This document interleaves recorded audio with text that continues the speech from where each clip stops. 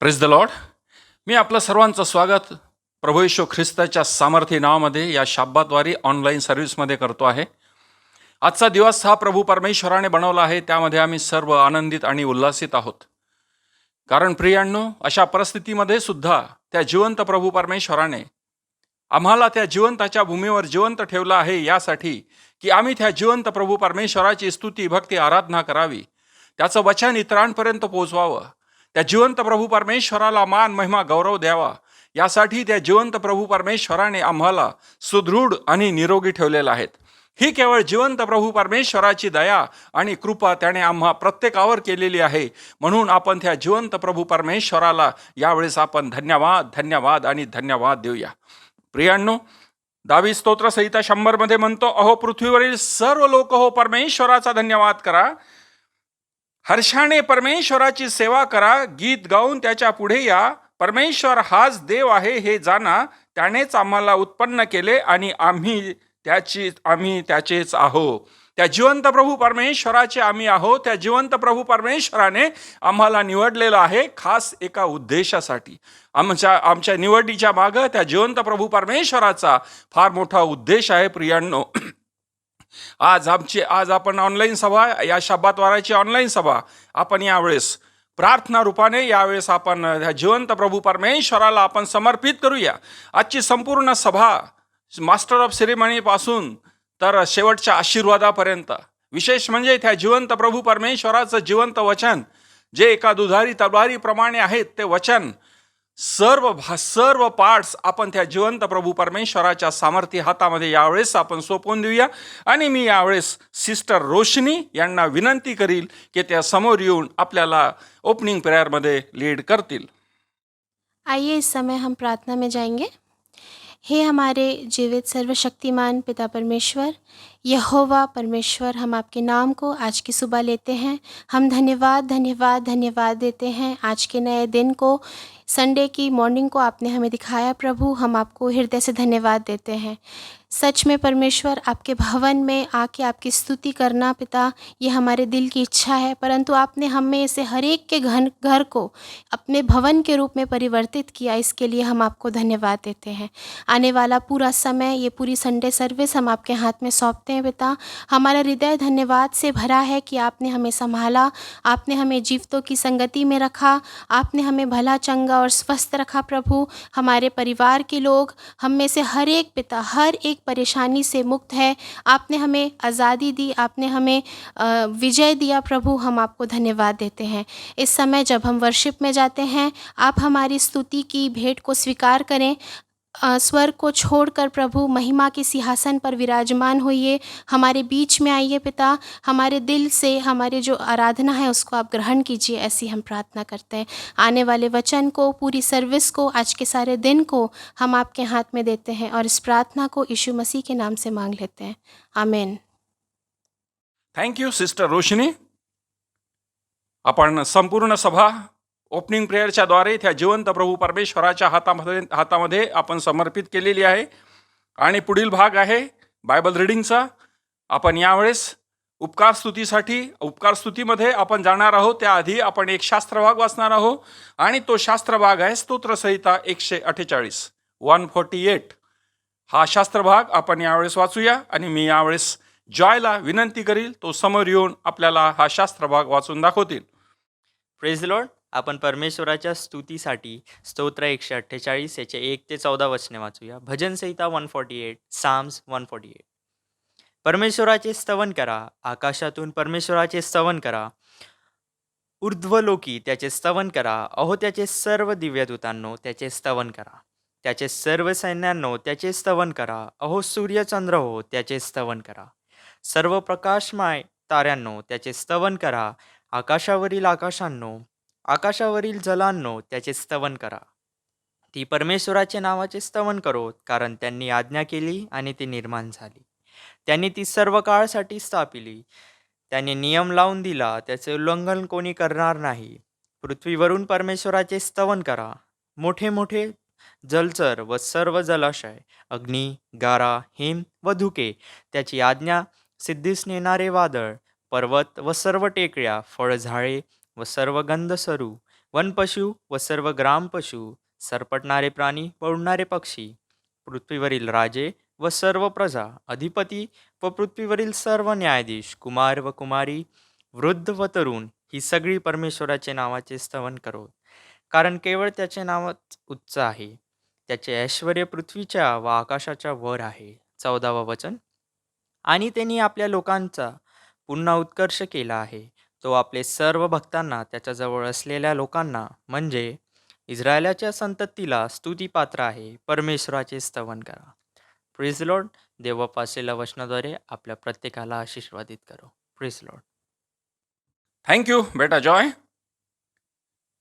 शास्त्र भागामध्ये म्हटलेलं आहे, स्तोत्रसंहिता 148 मध्ये परमेश्वराचे स्तवन करा, आकाशातून परमेश्वराचे स्तवन करा, ऊर्ध्वलोकी त्याचे स्तवन करा. या ठिकाणी स्तवन स्तवन स्तवन हा शब्द संपूर्ण शास्त्र भागामध्ये 12 वेळा हा शब्द आलेला आहे. आणि दावीद म्हणतो परमेश्वराचे स्तवन करा, परमेश्वराचे स्तवन करा. आणि आपण सुद्धा प्रियांनो, आपल्याला सुद्धा यावेळेस त्या परमेश्वराचे उपकार स्मरण करायचे आहे. आपल्याला त्या जिवंत प्रभू परमेश्वराचे आपल्याला स्तवन करायचे आहे. आणि ही वेळ आहे प्रियांनो आपल्याला त्या जिवंत प्रभू परमेश्वराच्या स्तुती भक्ती आराधनेमध्ये जाण्याची. तर प्रियांनो, मी यावेळेस रेव्हरंड वितेश सोनेकर यांना मी विनंती करील की ते आपल्याला स्तुती भक्ती आराधनेमध्ये घेऊन चलतील. Praise the Lord. प्रभू येशू ख्रिस्ताच्या नावामध्ये आपल्या सगळ्यांचं स्वागत. आज मी त्याच्या स्तुती आणि भक्तीमध्ये जाण्याकरता करतो आहे. परमेश्वराने आजचा दिवस तुमच्या आणि माझ्यासाठी बनविला आहे. यामध्ये तुम्ही आणि मी आनंदित आहो, आशीर्वादित आहो. देवाची दया आहे, देवाची कृपा आहे, देवाचा अनुग्रह आहे की त्याच्या आशीर्वादाने आम्ही आज सुरक्षित आहोत. त्या पवित्र शुद्ध रक्ताने आम्ही सुरक्षित आहोत. आज आमच्यामध्ये देवाचं दैवी आरोग्य आहे. देवाला धन्यवाद देतो. आज आम्ही आजारी नाही, आज आम्ही कुठल्या कठीण प्रसंगामध्ये सापडलेलो नाही, पण देवाच्या त्या अनुग्रहामुळे आपण आज सुखी आणि बरे आहोत. या प्रियांनो, आपण देवाची स्तुती करूया, आराधना करूया, त्याच्या नावाला धन्यवाद देऊया आणि त्याचा गौरव करूया. परमेश्वराचं वचन आहे की हे माझ्या जीवा परमेश्वराचा धन्यवाद कर, हे माझ्या सर्व अंतर्यामा त्याच्या पवित्र नावाचा धन्यवाद कर. हे माझ्या जीवा परमेश्वराचा धन्यवाद कर आणि त्याचे सर्व उपकार विसरू नको. आमेन. तुमच्यावर आणि माझ्यावर त्या जिवंत देवाचे अगणित असे उपकार आहेत. आम्ही मोजू शकत नाही, आम्ही त्याची तुलना कशासोबत करू शकत नाही. अशा प्रकारचे आशीर्वाद त्याने तुम्हाला आणि मला दिलेले आहे. प्रियांनो, मला माहिती आहे आज तुम्ही कुटुंबासंगती, परिवारासंगती देवाची स्तुती आणि भक्ती करण्यासाठी तयार आहात. आतुरतेने वाट बघत आहात की कधी मी देवाचं ते मनोहर रूप पाहील आणि कधी त्याला धन्यवाद देईल आणि केव्हा त्याची स्तुती करेल. या प्रियांनो, आपण सर्व मिळून त्या परमेश्वराची आराधना करूया, त्याला धन्यवाद देऊया, त्याला गौरव देऊया, त्याला म्हणूया प्रभू तू किती चांगला परमेश्वर आहेस, तू अत्यंत अनुग्रहकारी परमेश्वर आहेस, तू माझ्यावर दया केली आहेस, तू माझ्यावर कृपा केलेली आहेस, माझ्या सर्व कुटुंबावर तुझी दया आणि कृपा केलेली आहे. तू किती अद्भुत आहेस, तू किती चांगला परमेश्वर आहे. म्हणून त्या परमेश्वराची आराधना करूया. आपले डोळे बंद करूया. आपल्या कुटुंबासंगती प्रत्येक जण, प्रत्येक व्यक्ती धन्यवाद द्या, गौरव करा आणि देवाची स्तुती करा. तेरी स्तुति मैं करूं, आराधना करूं दिल से सब मिलकर तेरी स्तुति मैं करूं, गाइए, प्रभु आराधना की महिमा करें हम. यस, दिल से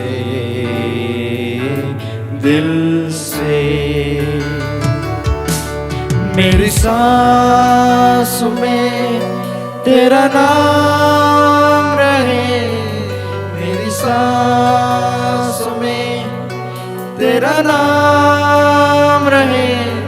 हे प्रभु तू ही तू,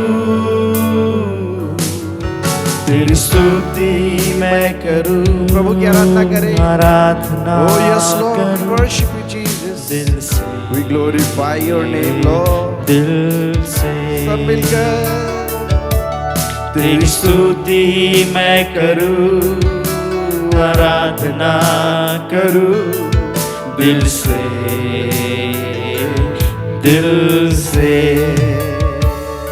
जहाँ मेरी Yes Lord. नजर जाए वहाँ तेरी स्तुति हो, वहाँ तेरी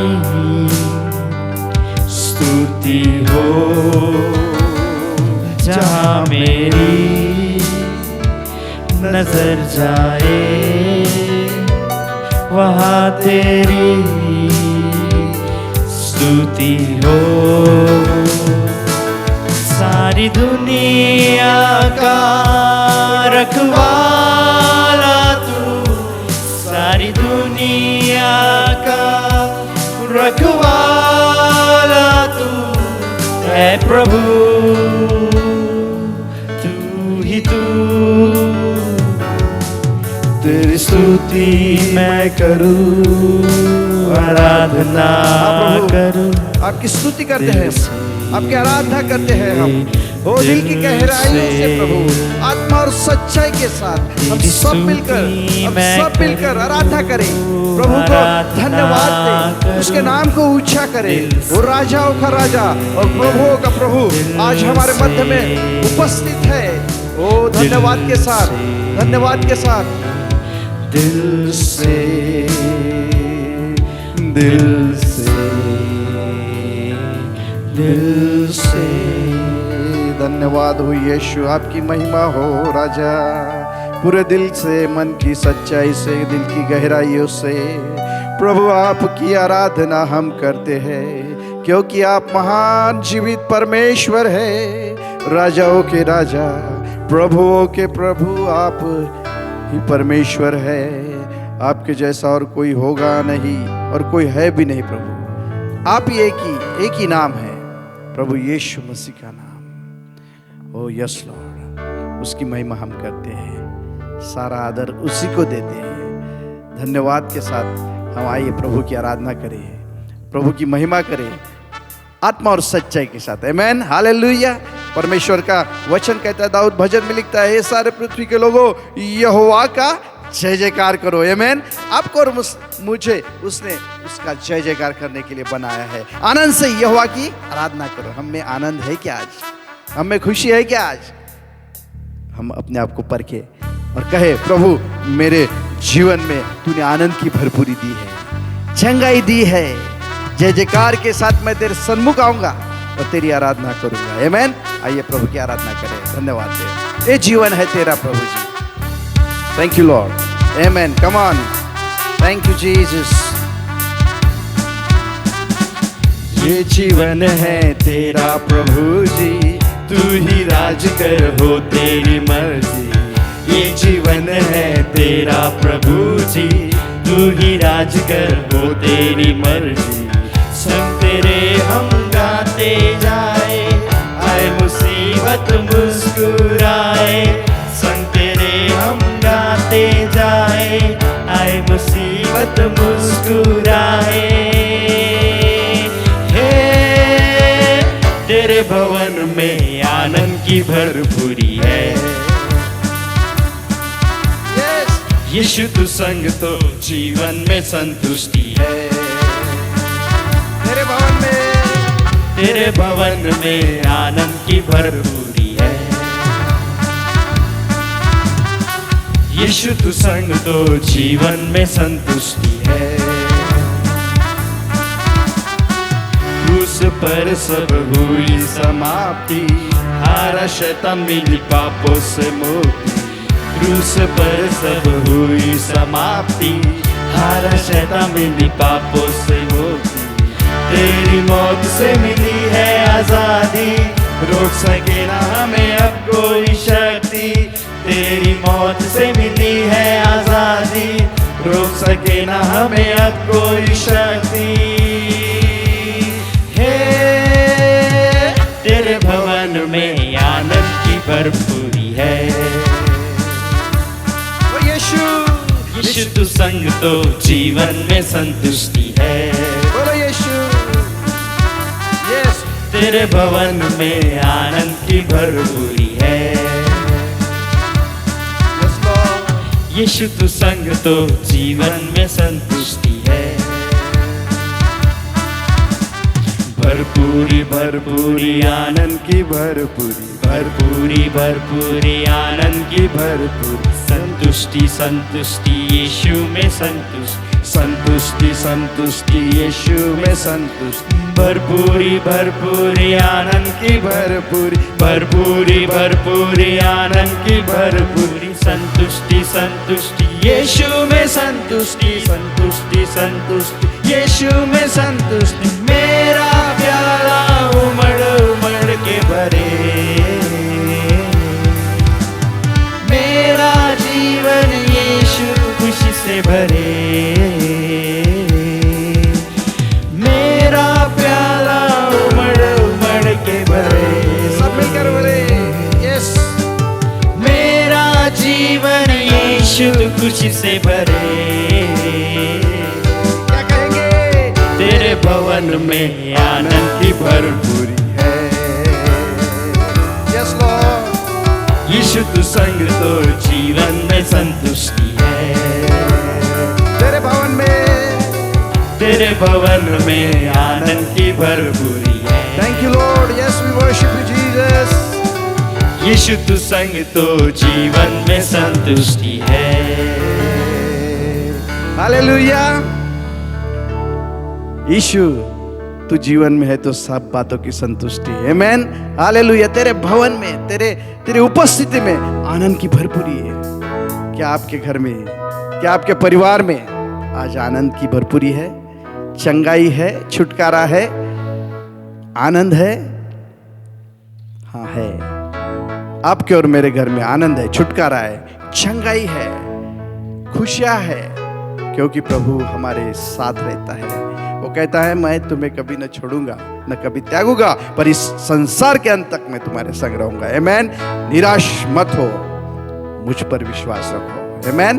प्रभु कहता है मुझ पर विश्वास रखो। हम परमेश्वर पर विश्वास रखते हैं, क्योंकि वो वही हमें छुड़ाने वाला परमेश्वर। प्रभु की आराधना करें और कहे यीशु ने हमें छुड़ाया है पापों के जाल से, यीशु ने हमें बचाया है शैतान की चाल से, इन सारी महामारी से, इस कोरोना स्पिरिट से यीशु ने हमें बचाया है और बचा के रखेगा। आमेन। आपके परिवार के लिए आप क्लेम करें कि यीशु मुझे बचाएगा, यीशु मुझे संभालेगा, यीशु मुझे छुटकारा दिलाएगा।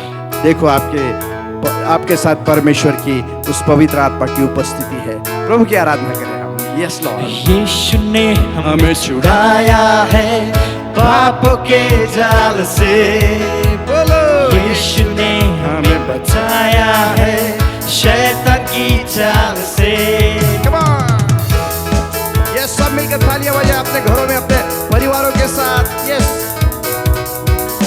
यीशु ने हमें छुड़ाया है पापों के जाल से, यीशु ने हमें बचाया है शैतान की चाल से।